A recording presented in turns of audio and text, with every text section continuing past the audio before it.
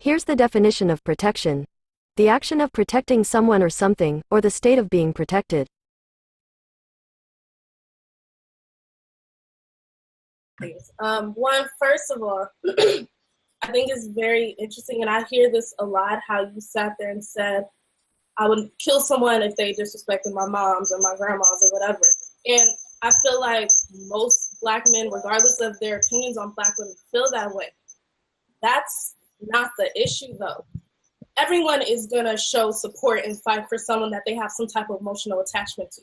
We're talking about the people who you don't know. Like, where is your support for them? Where is your respect for those women? The ones that you don't know at all, but just simply for the fact that they're Black women and they need your help. So that's one thing. The other... All right, don't worry about it, okay? We're just gonna talk. So here's what's up. For the past 16 years, my daughter's safety and protection has been my responsibility only. Now, for the first time in her life, I gotta hand you that responsibility. Don't fuck up, or your mama will weep if she has to wheel your ass around every day the rest of your life. I'll see you at 11:30. I want to read this. I wanted the chick to come on and break it down and, what she meant and discuss it, but they didn't work out. But this is from a sister on Facebook. Her moniker is Chanel Shalom, and she wrote this statement in regards to protection. And I want to talk about that for a minute. What exactly do some Black women mean when they say Black men don't protect us? The dictionary definition of protection is to keep safe from harm or injury. Notice it says to keep safe. The definition of safe is protected from or not exposed to danger or risk. Notice it says not exposed to danger. For example, we use condoms to prevent us from pregnancy and STDs, and what we do commonly call condoms protection. Now, the definition of rescue me means to save someone from a danger or distressing situation. The two definitions are similar, but the difference between the two is that protect means to prevent you from being exposed to harm, while rescue means to save you while you're already in harm's way. One is before the fact, the other is after the fact. So now that we have the definition on the table, do women really mean that Black men don't protect Black women, or do they mean that Black men don't rescue Black women? Church. Because from what I see, Black men try to protect Black women all the time. They always are advising us on what we should and shouldn't do so that we don't end up in a distressing situation. But we don't listen. Instead, we argue. We don't want to take any of their instruction.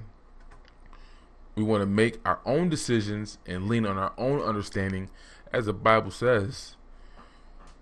But when our own understanding leads us to this sticky situation, it is then and only then when we want protection. Protection does not mean let me do what the fuck I want to do, my interjection. But when I get into trouble, come save me. If you are looking for Black men to do so, then you are not looking for protection, but you are looking for a savior. And if you're not willing to take instruction on how to avoid being in harmful situations in the first place, then you're not willing to be protected. Church. So, I know a lot of brothers feel that way. A lot of men watch women put themselves in situations that men know, like, you are going to take this L. Men know that, they see the writing on the wall. But at the end of the day, you have the autonomy to do whatever the hell you want to do. And we live in the age of egalitarianism that's preached and taught by the culture, and equality that's taught by the culture, and it's like you can't tell her what to do. And for whatever reason, some Black women are like, nope, we want to do whatever the fuck we want to do, and we still want you to go out there and risk your lives. And they want you, as Black men, to value their lives as more valuable than yours, even when they put themselves in situations that they should not even be in. They want not protection, they want to be rescued. And that's the topic of discussion today is, what does that look like? What does that mean? Now, in a patriarchal structure, which we do not have, tap the mic, which we do not have, you cannot charge people with something that they do not have or understand or comprehend or even on. If we did have a structure, possible there are men who will take responsibility for things that are not their fault, and they'll take those L's and they'll make those risks off principle when you have a structure like that. But again, that's something we do not have. That's what part of that don't you get? We don't have that.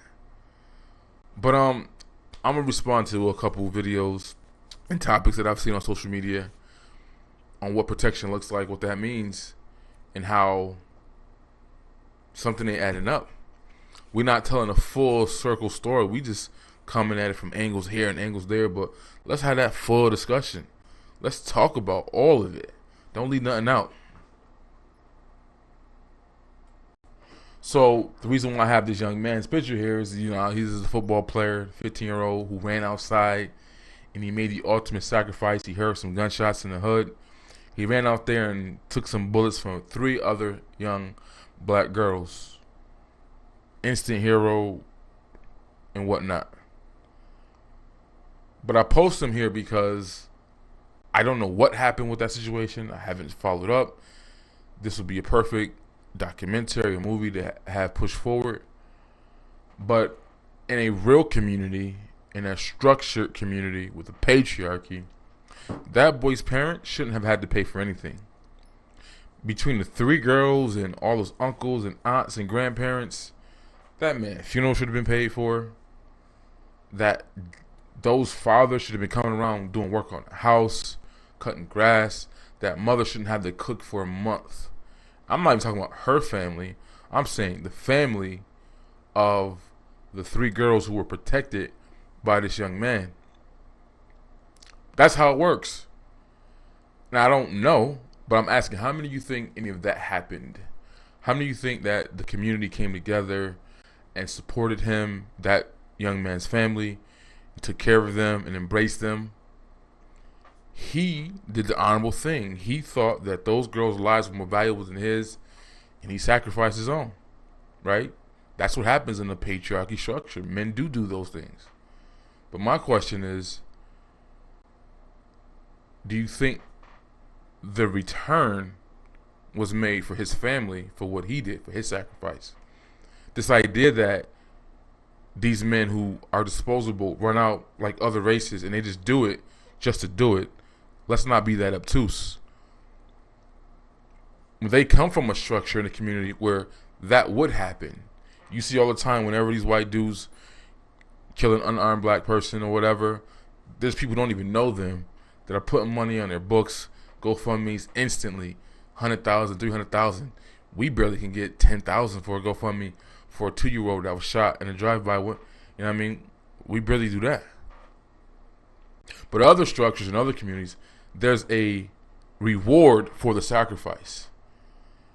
And I'm saying, so there's that incentive, even if he's a disposable male, even if he's a man that's not valued in the community, even if he's just some simp sitting there, he'll go out of his way because subconsciously he knows that they're going to take care of my family. All this stuff is I'm going to be made a hero. I'm going to get some, accolades. It's not just out of the kindness of my heart. Like, subconsciously, it's known, even when a person who's probably negative and bad and probably has some dirt on their name, they're going to get recognition if they do this so-called honorable thing and risk it all to save someone else. But again, I ask that question, do we have that in the black community? You want to pick parts and aspects of it, but let's talk about it all the way through. Someone said, and I'm going to get to it later, she was like, a man shouldn't have to be getting sex to feel like he needs to protect the woman. And I agree with that part to an extent.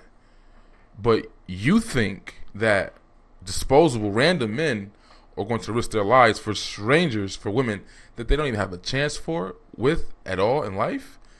Good luck with that protesting. I don't believe in luck.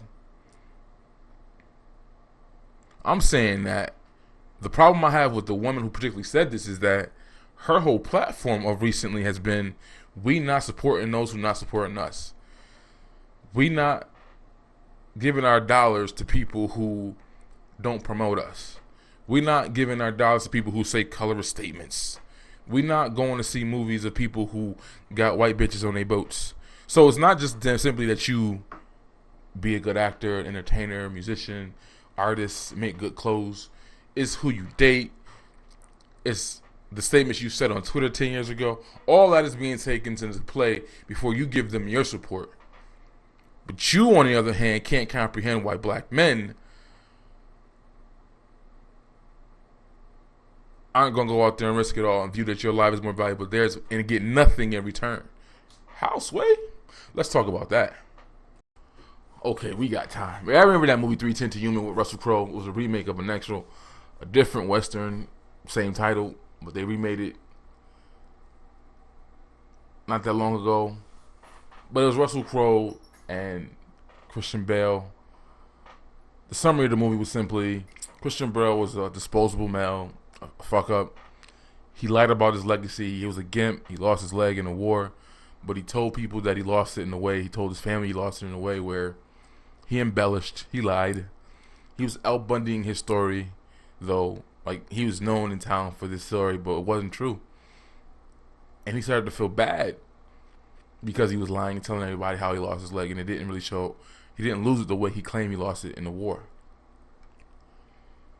But he was a farmer. He was poor. He was about to lose his land from the government because he wasn't paying his taxes. And he was on his last straw. So Russell Crowe, the Pookie and Rary of the town, he was a wanted man, killer, rapist, rape and pillage, all that. He was doing all that shit. Had a whole posse, whole town, just terrorizing shit. Now, he made a deal, Christian Bale, with the government, the federal government, that he would help escort Russell Crowe's character to that 3:10 to Human train so he can be prosecuted on a federal level and more charges would stick to him. But the deal was, we'll give you your land back and forgive your debt taxes if you do this. So Christian Bale and a bunch of other men, sheriffs and bounty hunters all got together to go do this. Obviously, if you've seen the movie, as they proceed to go get him to this final destination so that he could be prosecuted at the federal level at that courtroom, people start dying off. Now, me personally watching the movie as a kid, like, at the time I did not comprehend the premise and the point of this. I'm like, hell no, I would have shot the man the first time someone else died trying to protect him, because they had to keep him alive too. So that means while they're transferring him throughout this desert, there's other people who want this man because he's got bounties on his head. There's other people who want him because he killed their cousin and their Pookie and their sister or whatever. So they gotta protect him too. They gotta put their lives on the line to get him on that train, because that was the goal. Anywho, as the movie goes on, Christian Bale is like, yo, I gotta get you here. Russell Crowe's like, what are you doing, man? My posse's coming. You gonna die. It's not worth it. Go back and take care of your family. Like, what are you doing? But he explained to him, he broke it down like, yo, this is all I got. I'm on my last limb, pun intended. I need to get you on that train. Part of it was for his family, but the other part was for his legacy, and he felt guilt for lying about what he did in the war, and he didn't really do it. He didn't earn some of the hype he had got around the community. So he had a whole bunch of stuff to prove, but he knew he was on a suicide mission. But that suicide mission was for the protection of his children. I'm not recalling, I think for his wife and child. I know he had kids, but I'm assuming his wife was still left to take care of the farm. But in that structure, him risking it all was predicated on the fact that he knew that if he did this, the government was going to keep, or the bank, whoever owned the land, they were going to keep their promise and give him back the farm for his family so they can survive. So he didn't do it just to do it. He do it because he knew that there was a structure in place where there was honor and codes of ethics, that if he did what he had to do, it would be done. And even Russell Crowe, the Pookie and Ray Ray, understood what he was doing to the point where when his posse came and killed Christian Bale's character, yeah, he died. Spoiler alert. That was late. I'm black. It is what it is. He got back on the train I think he killed his number 2 that came to rescue him just to solidify the deal, just to say, I was on that 310 to Yuma train. Christian Bale did what he was supposed to do. The government, you better honor that agreement you made with him because I did that. That's how a structure works. That's how a community works. That's how the shit's supposed to work. Now, again, I ask the question, do we have that in the black community? Is it a guarantee that if you go out here and you do some sacrificial shit that your family's going to be taken care of? You can't remove that from your equation. You can't have this idea that black men going to go risk their lives for you, black woman, without things being established already that, oh, this is how we operate here. This is how we do things. If you don't have that, and you want men in this egalitarian, we do strong and independent, we don't need a man, they turn on television, right? When we turn on our movies, what do we see?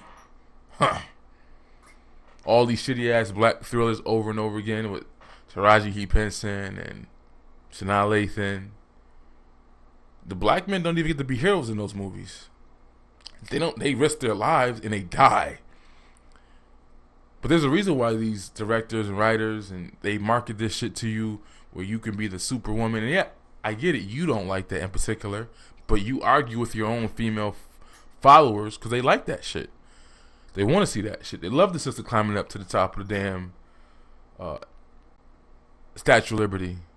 Go black woman. They love seeing the sister tear down the flag and go to jail. The Confederate flag. Yeah, I like that shit. That's why they promote these movies with Gabrielle Union's new movie, her fake Panic Room movie that I didn't even watch. But I know she was the hero of the movie. I know she saved the day. That imagery matters as well. Like, when you look at talking about promotion and white men who feel that they're not valued and they don't see their image being portrayed, and you got Stan Lee and all his boys who create all these superheroes, they promoted themselves, right? Y'all claim that black men don't do that. Well, that's what those white men did with their comic books because they wanted to be the hero. They wanted to save the day. They wanted to see themselves on film, on print at that time, and then it turned into film, live action and whatnot. That matters. But what do you think black boys see? They don't see that in our movies.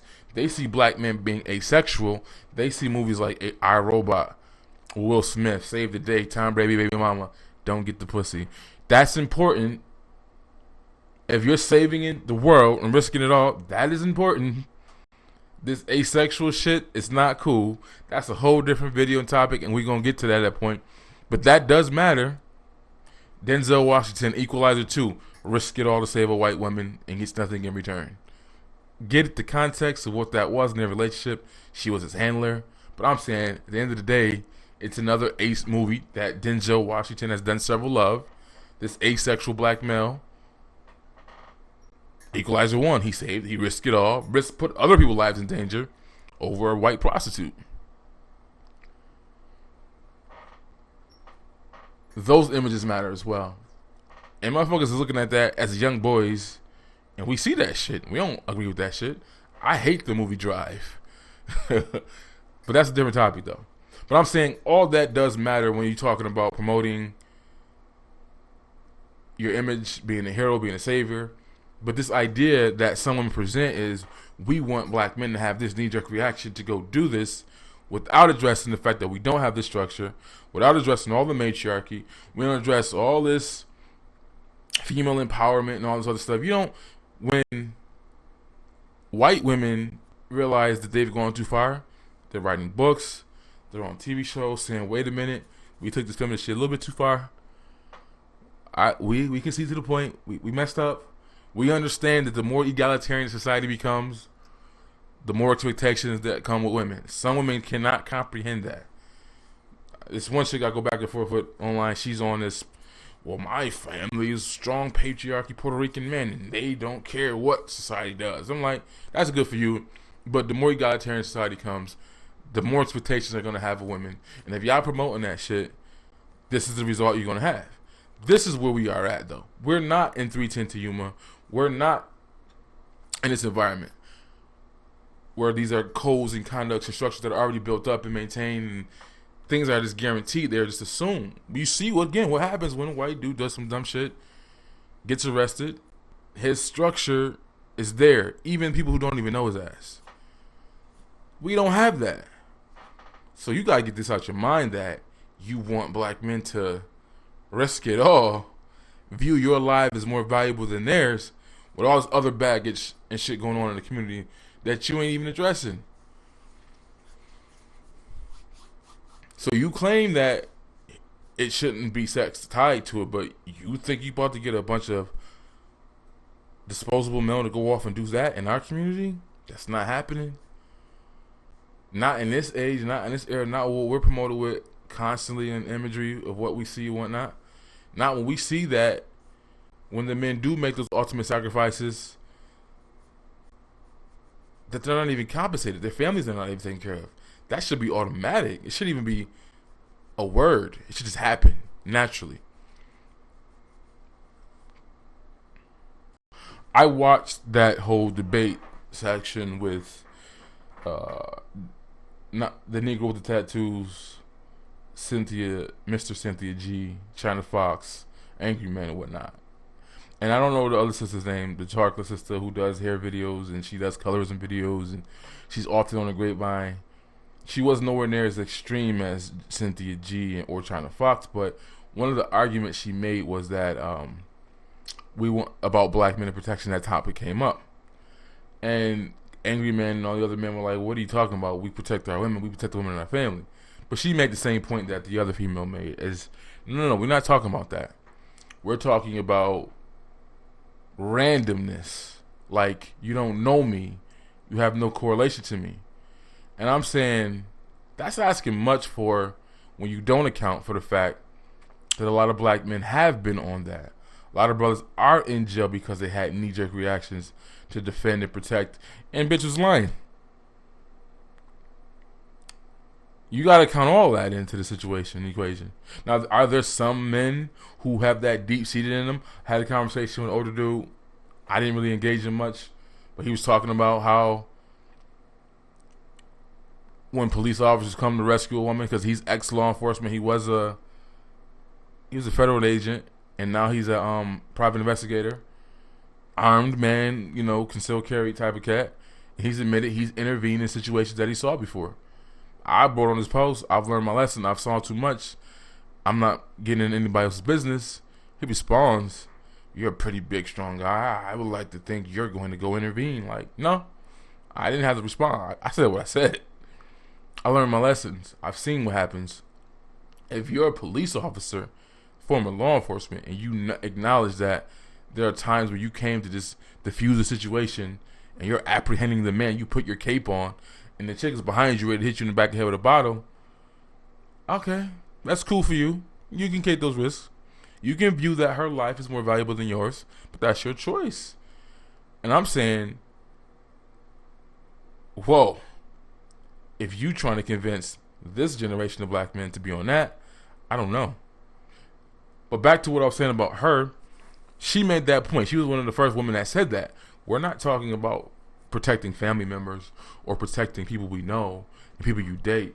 She wants that randomness. And not just in a physical situation. An example that was brought up was like when Amanda Steinberg was getting clowned. This one chick that does blog talks that Sarge went on and went back and forth for her. She went on some rant about the gay dude who was coming at Amanda Steinberg, who played the black community, who played you guys. Played up her blackness, then said, fuck it, I'm on some lesbian weirdo shit and I'm biracial after the fact. But she calls out Kim K or one of the Kardashians for braiding the hair, and some gay dude, Andy Cohen, I think, made fun of her. And I'm like, I got what the chicks were saying, but I don't give a fuck about that shit. Leave that for your gay male friends to come out and cry about cultural appropriation and braids and whatnot. I can be honest with you, I don't give a shit about that. So I'm not going to have this knee-jerk reaction to run out there and defend this little biracial chick because she got attacked by some moist dude over some hair. I can just admit that. I don't care. But there were some women that were charging black men for not defending her and stepping up to that plate. Like, it should be, they want that knee-jerk reaction. The young lady on the Angry Man Google Hangout, she said the same thing. Her situation wasn't even the violent stuff. It was more just the symbolic, silly shit like hair videos or not shitting on other women who come at black women. Like, that's a female fight. What do you want men to get in that for? But she was one of the first people that made it. She was honest about what she meant about black men not protecting black women. It wasn't about personal relationships. It wasn't about even the violent stuff. It was just silly shit like that. And I'm going to say a lot of men probably just don't give a shit about any of that stuff. I was going to do a video about Chicago and what happened a couple weeks ago when it was all the violence, and talk about these Pookies and Ray Rays and these undesirable niggas who be terrorizing the community. Because I watched a clip of Mae Jackson, which I recommend you check out his channel and his radio show. But he had some guy on who does breakdowns of gangs, and he breaks down the vice lords and how all that shit started, and the exception of it in Chicago, LA, New York, but mostly in Chicago. And he does break down that the dominant culture understands how to deal with their undesirables. They have this way of making them feel empowered and making them feel useful in society, and to use their talent or what they're on. Basically, he was saying that certain people are just predestined to be fuck-ups or be violent or be Pookies and Ray Rays or be, the boxer being sent off into the ballerina being sent off to the boxing match, as Sarah says. These people are predestined to be who they are. And the architects of that society, the leadership of that society, has to know how to put people in places. And the dominant culture and other groups as well do the same thing. They put their men who are on that in the right places. They make them police officers. They make them SEAL Team 6. They utilize these people who they gonna pop off. The question is, do they pop off in your environment, or do you send them a million miles away and put them in some sand and give them a M16 and let them pop off over there? That is absolutely true, though. They know how to take their disposable males, and they have, again, a structure behind it, and they make it beautiful and honorable to do these things. It's not just for nothing, okay? That's the point I want to be made clear. It's something attached to it. The enamoring of the white dude who graduated from high school, who goes by that recruiter office to go fight overseas, that sacrifices, they got to make that shit real honorable. There's a reason why there's a bunch of medals and accolades that go along with those sacrifices. It ain't just off, out of nowhere. It comes with something. Incentives matter. That's what my whole point. And women who are making this argument, you know damn well that incentives matters, because you won't support actors and entertainers. You have incentives and expectations for them to get your dollar and your support. So how can you divorce that when you're on the same shit from black men who feel the same way? And again, I agree that it doesn't equate to sex, but again, you ain't about to convince a motherfucker who knows he has no shot with a woman that he needs to go out there and value her life is more valuable than his. This is not. And not have a structure that he knows is going to take care of him when some shit pops off. And that. There was a story a couple years ago where a guy jumps on his neighbor's car because two Pookies and Ray Rays about to steal a car. They shoot his ass in front of his two sons in the morning because he was taking them to the bus stop for school. Was that neighbor's car more valuable than his life? Did he need to do all that shit? No. You can replace his vehicle. But he did that dumb shit. And that was the point where you had to think, like, what's my first responsibility? Your family. And a lot of men are thinking in that terms. I'll go out here and do this, but what about my family? Why am I leaving myself vulnerable, leaving my family vulnerable to go protect someone else's situation? And there's no guarantee, there's no code of conduct, there's no structure saying that if something does happen to me, that my family will be compensated and taken care of, and they won't have any worries. Apart from the fact that they lost their father, they're still going to struggle economically, and every other indicator what happens when there's no father in the home. It's going to happen. People are thinking about that. I don't think it's fair to not let them think that way. Until there is a structure, people are going to be individual minded.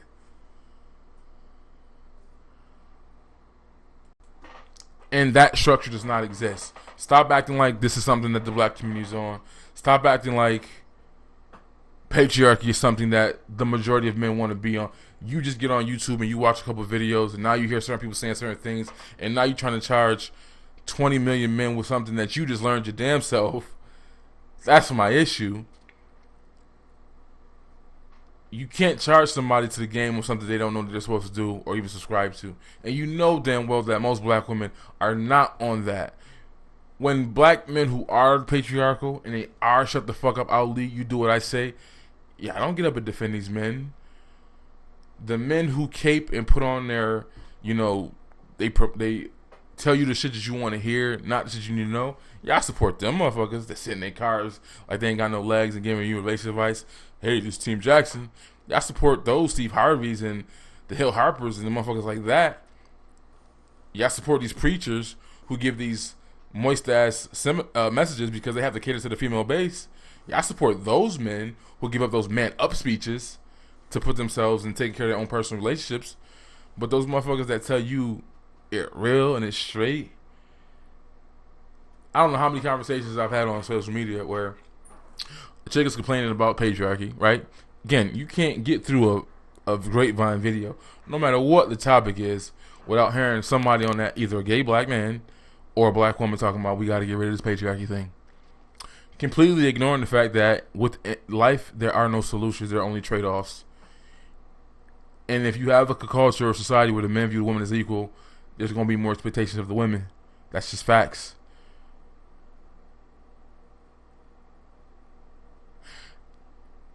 And they don't get the fact. I mean, another female, she was saying, always talking about patriarchy, evil, this and that. Her father, but at the same time, she boasts about her father, who I don't know why he did, but he went to jail for 10 years for killing somebody. Don't know if that had anything to do with her. But she boasts and talks about his protection, his leadership, and the things he done, and sacrifice. Compares him to this day of men. But then she cries about patriarchy being at fault for this and at fault for that. And the patriarchy makes us hate ourselves and makes us do this and makes us do that. And I'm like, do you not get the correlation? Do you not understand that women and children are protected in the patriarchy? That no, the caveat is these men don't view you as their equals. No, they view you as damsels in distress and helpless. That's part of it. I literally was talking to a female and she could not comprehend the reality that when men view women as their equals, they don't feel the need to protect or provide for them. And what community expresses that more than the black community? You got to attack the culture, man. Back when the religious right in the 70s during the feminist movement and all that, they lost their culture war. Those white patriarchal men lost their war with the culture. Now, they didn't address it right. Maybe it was inevitable. I think they led with fear and not compassion and education. That's why they lost that culture war. But those men forgot they lost that war. So when women talk about, well, if the black men do something and the black women shut it down, it was weak or whatever. Like, no, because even white men have lost that culture war, right? They have their women, when it comes to feminism and whatnot. White men right now are passing laws to stop abortions for their women because they understand the importance and the power of legacy and living on forever, right? So the shit that happened with Gloria Steinem and the feminist movement and abortion on demand, that was a negotiating tool for white women to say, hey, white man, we don't want to destroy patriarchy, rape, and pillage. We want you to share that shit with us, right? Meanwhile, in the black community, we are talking about destroying the system. They're asking their men to share with them, right? So while they're negotiating with their men, saying like, all right, cool, gotta have some more babies though. We need these men for war. We need these men to produce and grow our numbers. We got Oprah up here talking about shout out your abortion. And our numbers are already low. But that was a negotiation tactic. The whole abortion thing was women saying, we not gonna have these babies. So if you trying to say that it's a failed movement of black women use their influence to shut some shit down, women have historically always done that. They've always used their influence as women to start wars, to shame men who didn't want to go to war, to Vietnam where they shame men for going to war. Women have always used that feminine power to impose on situations that they were not comfortable with historically. So you can't say that because it got shut down because black women band together. There was a bill in Tennessee about mandatory fraternity tests. A politician was about to get the shit passed, but a bunch of women stopped that. So because he made the effort, did everything he had to do, got enough signatures to get the bill on his docket, a bunch of women heard what was going on, and they said, nope, that shit ain't getting passed, and they pushed against it. They used their influence. So don't undermine the influence that women have on the culture and society. The hand that rocks the cradle rules the world, right? A child's first teacher is who? The mother, right? So don't give those monikers and those gassing up statements and then take it away for when shit don't go the right way, as if they're exempt from what's going on. Don't remove the fact that a lot of these men that you're charging with not protecting you are raised by these very same women. And you pick the type of men that don't want to be in the home with you. You all admit that. You say you choose Pookie and Ray Ray because they promote themselves and they have swag and hyper masculinity, and the other niggas don't promote themselves and they should go out of their way to save you and get successful sooner so that they don't end up with these men who ain't gonna do them no good. Like, fuck all that. To close this out, right? Because the video is pretty long. To reiterate, you cannot remove culture. You cannot ignore that this ideas, these movements, whether it's egalitarianism, patriarchy, matriarchy, whatever, these are different ideas that are being battled upon. Men of every race had to deal with these arguments. Go look at Europe. They're wealthy, rich, powerful, did a lot of rape and pillage. In attempts to correct that, they've imposed laws and things of that nature that are undermining their country, right? They got to deal with all this. They try to be egalitarian, and they're seeing the results of that. So it's not like to say that if a black man, like some women would argue the 300 in Detroit, and I didn't even know a lot of cities have that same venue, because black women band together and involve the state to help them, you can't remove that part. The same way that got shut down is no different than, as I said before, the evangelical or the conservative right. They couldn't compete with the education system. Feminists and liberal-minded people were strategic. They took over the influence of the youth by, implanting themselves in college campuses, in the school system, in Hollywood, in entertainment. That's a war that the culture, a war that the religious right lost to the left, cultural-wise. So people lose these wars and these battles all the time. So, and no black men can't compete with that same structure, which, with this matriarchy, this role reversal, this women not protected, the kids being raised, as Sarge would say, as being ballerinas to be sent off in a boxing match, they can't compete with that either. And case in point, the clip I'm going to show you as I get done talking, which is important, it should be in front.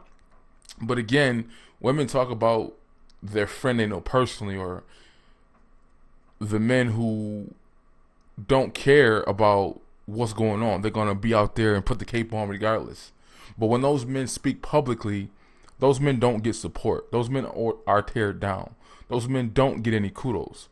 The bitch asses who cape to your feelings and emotions about relationships and that shit, y'all support them, defend them, and step up.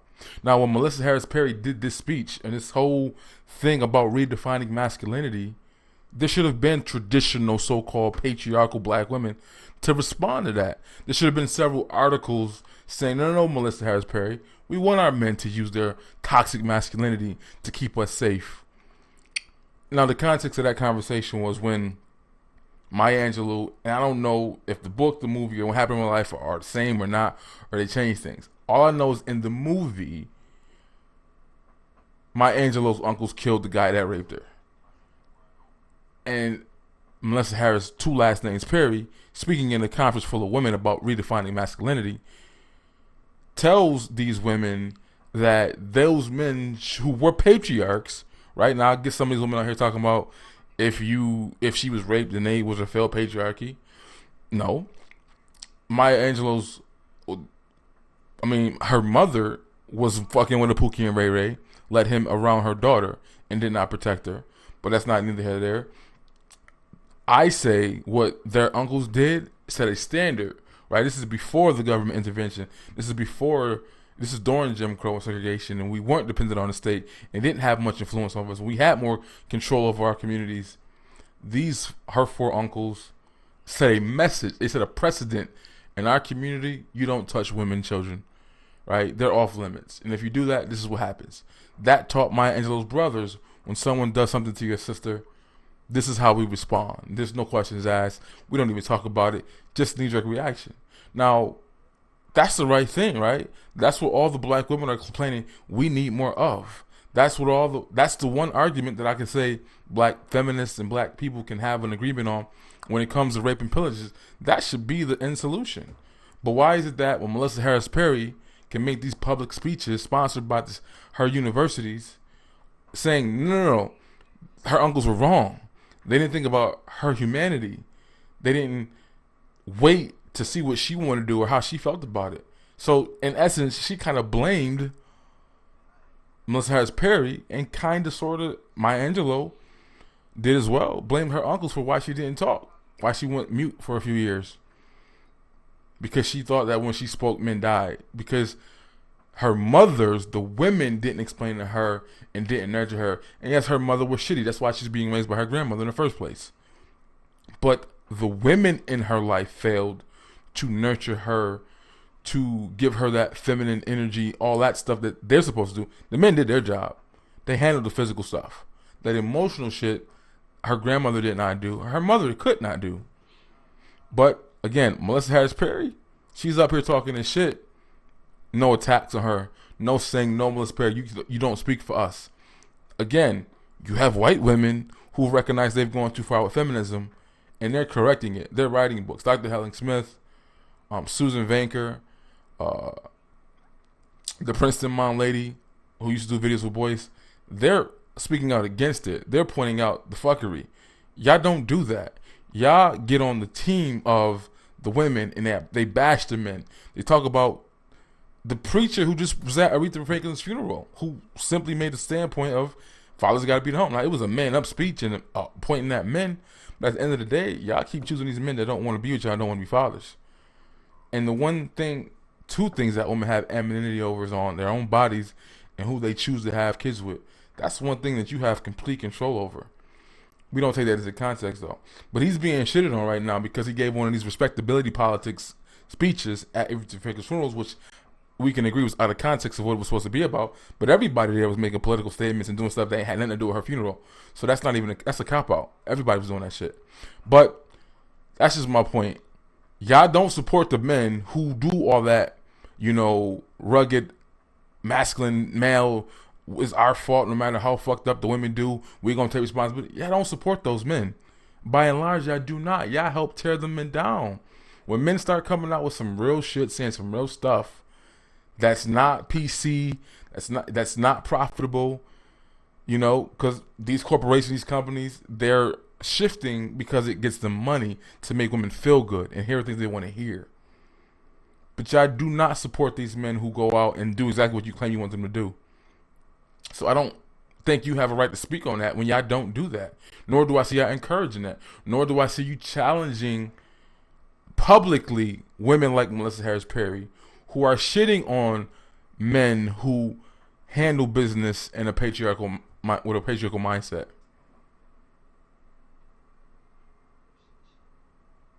So a man is only someone who can physically push back, fight back, and protect their women. So what happens in the context of the story of I Know Why the Caged Bird Sings, Maya Angelou as a little girl is violated and raped, but that is not why she stopped speaking.